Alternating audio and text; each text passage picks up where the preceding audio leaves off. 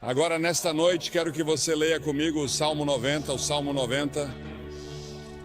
Quero falar hoje sobre a brevidade da vida. E serei breve, como fiz ontem à noite. O 10º versículo do 900 Salmo. Os dias de nossos anos são 3 anos e 10. Isso é 70. E se pela sua força são 80, isto é, 80, contudo a sua força é trabalho e tristeza, porque logo se corta e nós voamos. Quem conhece o poder da sua ira? Conforme o teu temor, assim é a tua ira. Portanto, ensine-nos a contar os nossos dias, para que possamos aplicar nosso coração à sabedoria. Você conta seus dias, você percebe como cada dia é importante? Pense nisso. Deus disse que se você viver até os 70 anos, poderá viver até os 80. E as Escrituras dizem que se você viver até os 80 anos, é provável que tenha muito trabalho, tristeza, problemas e dificuldades. Ouvi falar de um passageiro de trem que estava distribuindo charutos, porque o trem de onde moro chegou no horário pela primeira vez em muito tempo. Isso foi há vários anos. O condutor disse que não poderia aceitar um charuto. Por quê? Ele disse, porque este é o trem de ontem.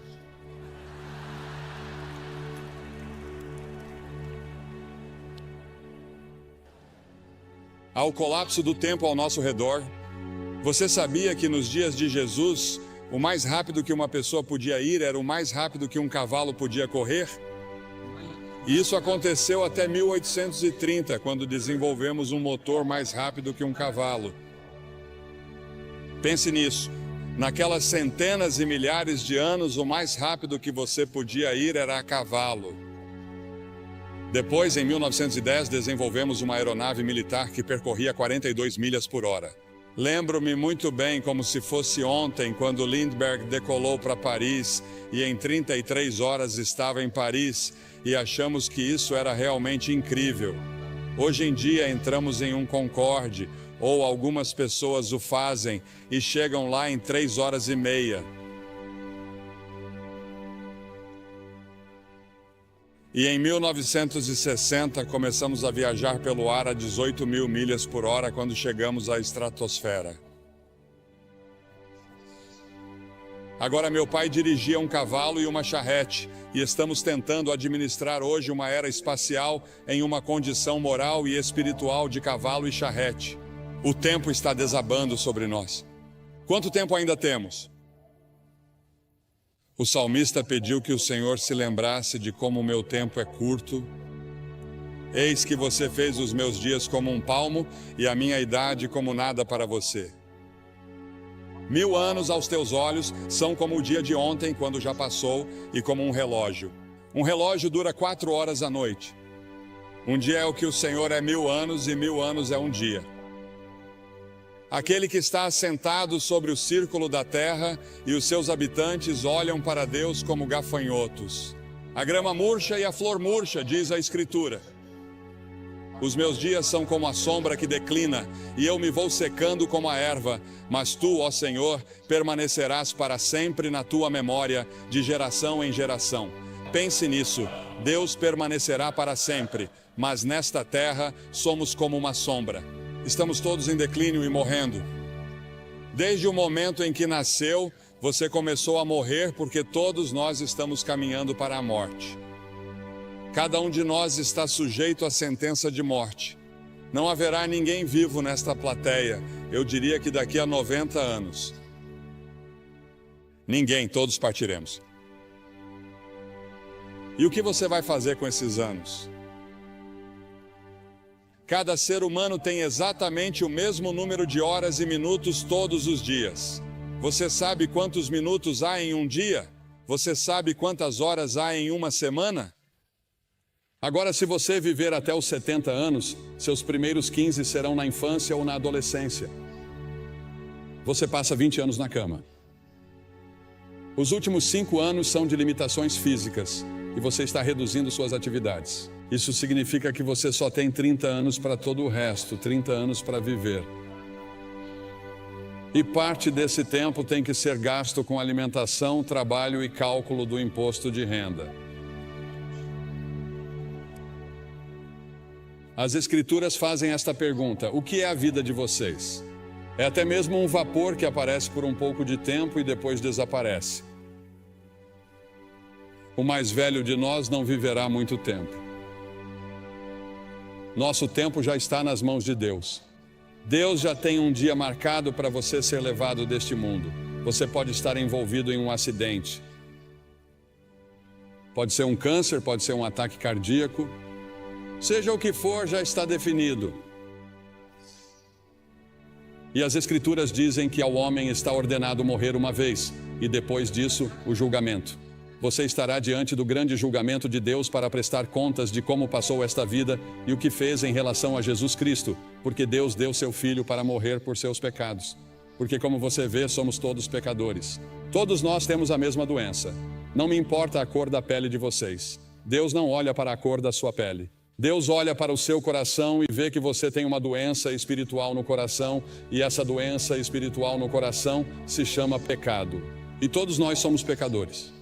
Isso significa que violamos as leis de Deus, desobedecemos a Deus, nós nos rebelamos contra Deus, e por termos nos rebelado contra Ele, teremos de enfrentar um julgamento.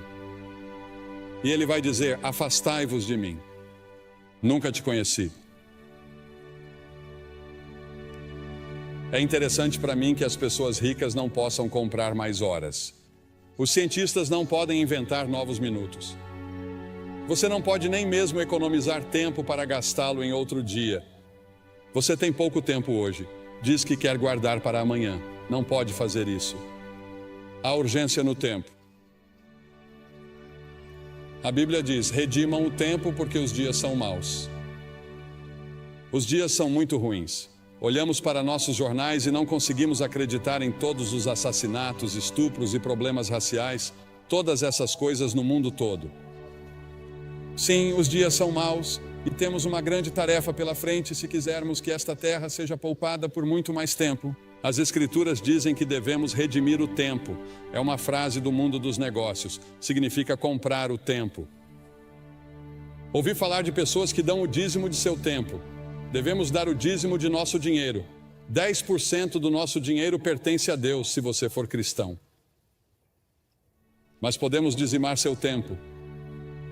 Reserve 10% do seu tempo e diga: Senhor, isso é seu para o estudo da Bíblia, para a oração. Você diz que passamos muito tempo nas rodovias, indo e voltando, e nas interestaduais, presos no trânsito. Você sabe, inventamos todas essas coisas modernas para economizar tempo, mas temos menos tempo do que nunca. Temos bem menos tempo hoje que meus pais na era dos cavalos e charretes. No entanto, temos automóveis e aviões velozes, e estamos correndo de um lugar para outro como loucos. E a maioria de nós não sabe o que fazer ao chegar lá.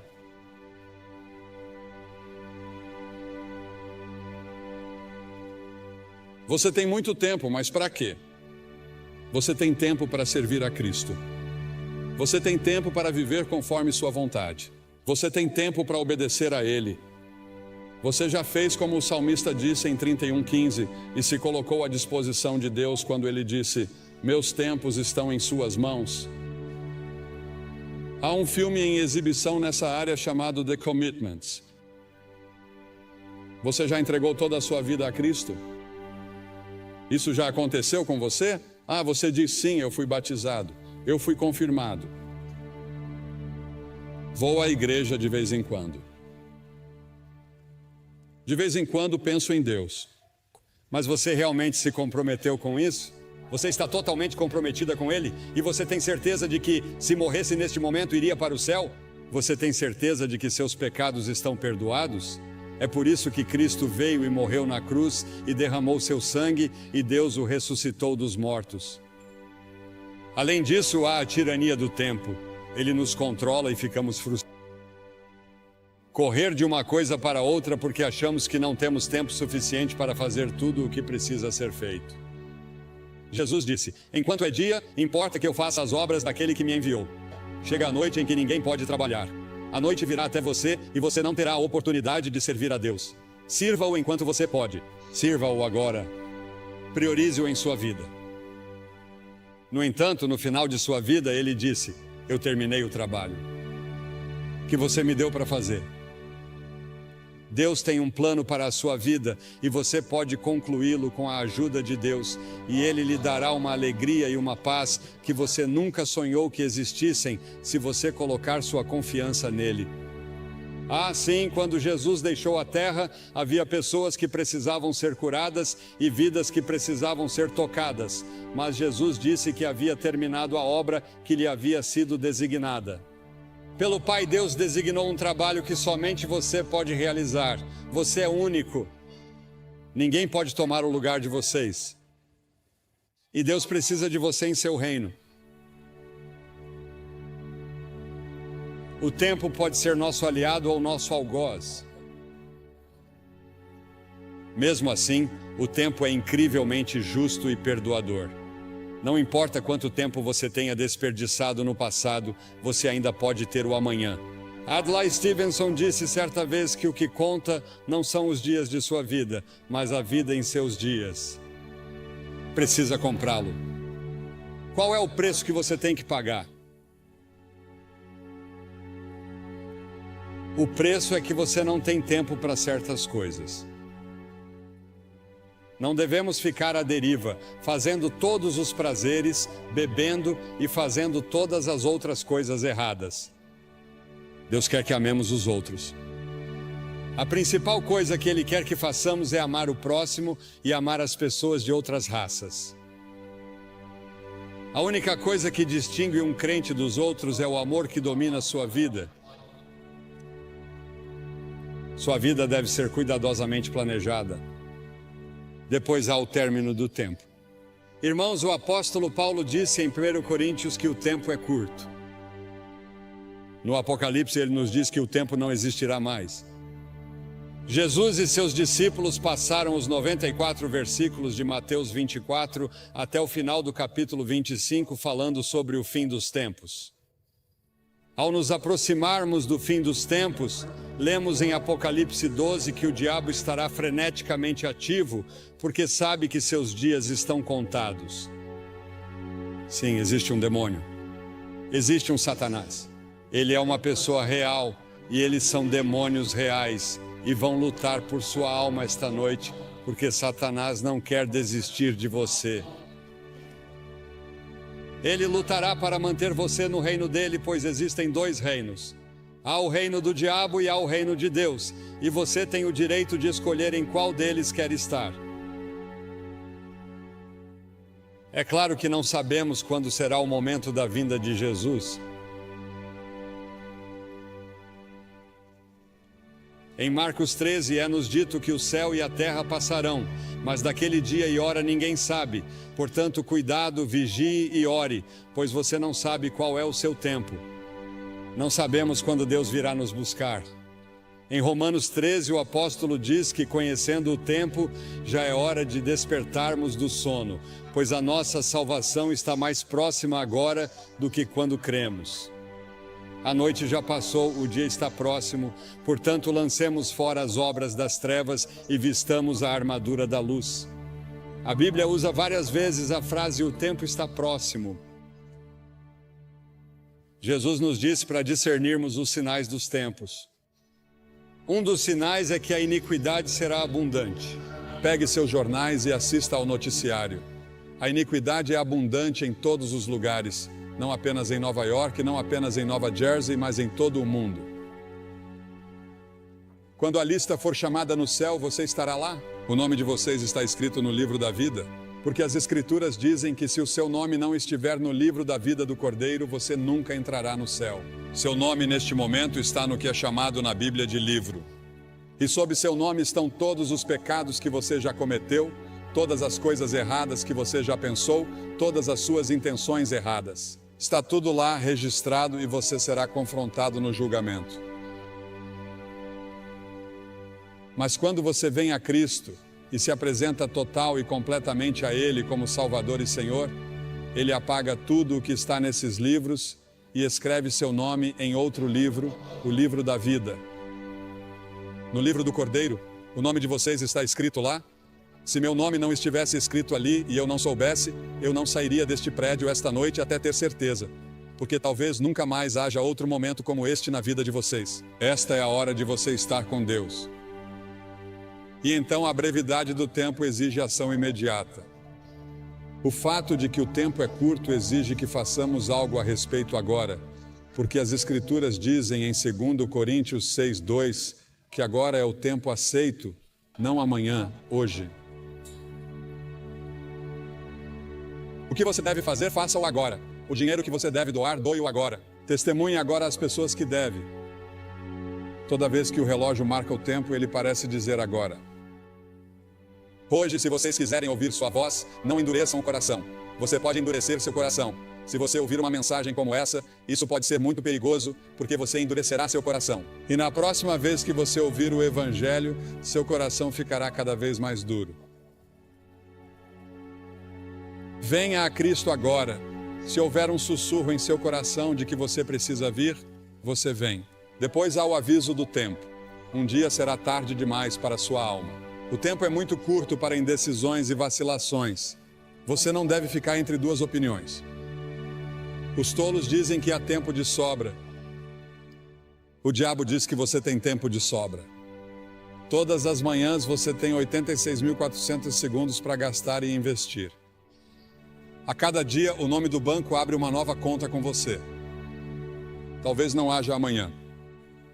Venha agora. As Escrituras dizem, visto que todas essas coisas hão de acontecer, que tipo de pessoas vocês devem ser? Li um artigo há alguns anos falando sobre algumas pessoas que estavam se divertindo muito na véspera de Ano Novo, e o autor do artigo disse que elas bebiam como se não houvesse amanhã. Provavelmente todos vocês já ouviram a música, em outro momento e em outro lugar, e é isso que o diabo sussurrará em seu ouvido esta noite. Quando eu lhe disser que você precisa vir e assumir seu compromisso com Cristo, com essas centenas e milhares que já vieram nesta cruzada, o diabo dirá, espere, outra hora, outro lugar. Este não é o momento. Este é o momento. O simples fato de você estar aqui indica que é a hora. Por alguma estranha coincidência ou providência, Deus trouxe você aqui esta noite. E antes de vir, você achava que estava bem com Deus, mas agora não tem certeza. E você quer ter certeza, você quer ter certeza. Sim, o demônio sempre diz, sim, faça isso. Mas em alguns momentos e em alguns lugares, Deus diz aqui e agora. Em Lucas 19, você vê Jesus chorando pelo povo de Jerusalém. Há um poema que ouvi pela primeira vez anos atrás que diz: há um tempo que não sabemos quando, um lugar que não sabemos onde, que sela o destino do homem para a glória ou para o desespero. Alguém me escreveu uma carta aqui esta semana. Diz: caro Sr. Graham, em 1957, sua cruzada foi ao antigo Madison Square Garden, na cidade de Nova York. Eu tinha 6 anos. Ainda me lembro da viagem de ônibus, das arquibancadas de madeira dura e dos meus sapatos pretos de couro envernizado. Lembro de tudo. Lembro-me de tudo como se fosse ontem. Quando você fez o convite para que eu entregasse minha vida a Cristo, eu estava pronto e me animei a ir. Mas infelizmente naquela época e naquela geração, minha mãe me respondeu e disse: quieto, sente-se. Não fazemos isso. Alguém pode ver você. Fiquei em minha cadeira. Aqui estamos 35 anos depois e tenho o privilégio de ser um conselheiro voluntário no andar de baixo. E é minha oração que nenhuma pessoa permaneça em seu assento, mas que venha à frente para receber Cristo. Enquanto há tempo, agradeço a você por trazer sua cruzada de volta a esta área. Minhas lembranças de menina de 6 anos estão transbordando de entusiasmo. Estarei orando por você esta semana. Deus abençoe você. Há um homem dessa região sobre o qual Cliff Barrows me falou ao telefone hoje. Sua família estava insistindo para que ele ficasse aqui porque ele não acreditava. E ele fazia questão de dizer às pessoas que não acreditavam em Cristo. Ele não era um crente. Mas ele não ficaria aqui e não viria. E ele não queria aceitar as reivindicações de Cristo. Em vez disso, ele foi para as Ilhas Bahamas e de manhã cedo morreu de ataque cardíaco.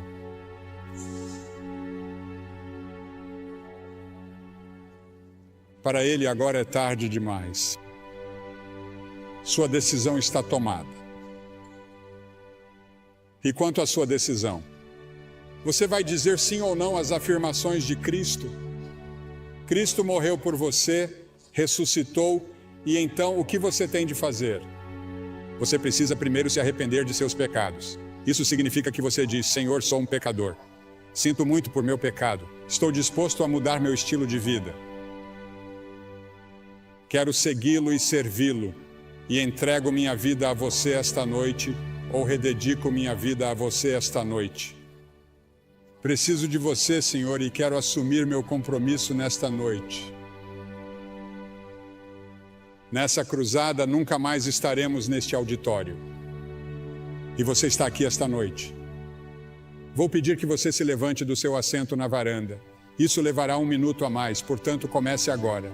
Venham e fiquem todos na frente, na minha frente, na frente do pódio. E depois que todos vocês vierem, vou lhes dizer uma palavra, fazer uma oração com vocês e dar-lhes alguma literatura para ajudá-los em sua vida cristã. Você diz: por que você pede às pessoas que venham publicamente? Porque cada pessoa que Jesus chamou, ele chamou publicamente. Havia algo em tornar isso público. Ele morreu por você publicamente, pendurado nu em uma cruz. Certamente pode vir e apresentar-se aqui publicamente. Assumir seu compromisso com ele e dizer: Senhor, você tem tudo de mim hoje. Quero ter certeza de que estou pronto para conhecer você. Apenas levante e venha de qualquer parte do estádio.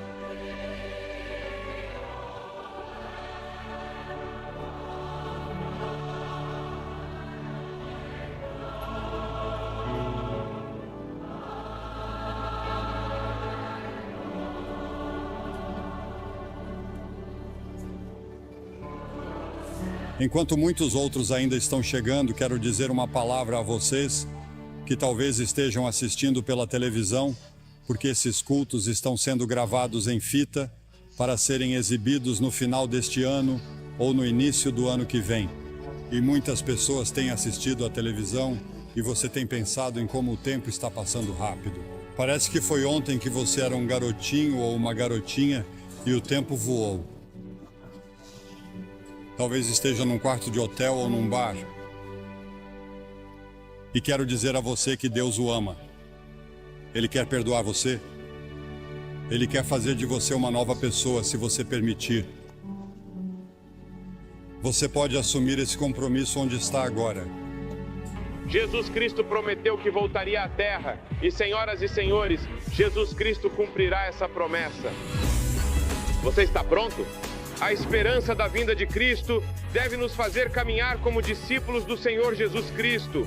Devemos ser sal e luz no mundo e devemos trabalhar como se Cristo não viesse por 1000 anos, mas devemos viver como se Ele viesse esta noite. Você está convidado para uma jornada de descobertas na Biblioteca Billy Graham. Refaça a trajetória de Billy Graham, de humilde fazendeiro a embaixador internacional do amor de Deus por meio de multimídia, fotos e memorabilia. Mas o fruto do Espírito é o amor. Visite a casa restaurada da família Graham, passeie pela livraria Ruth's Attic e faça uma refeição no Graham Brothers Dairy Bar. Aproveite as exposições especiais, os eventos e as atividades sazonais para toda a família. A entrada é gratuita, portanto, venha fazer essa jornada de descobertas na Biblioteca Billy Graham.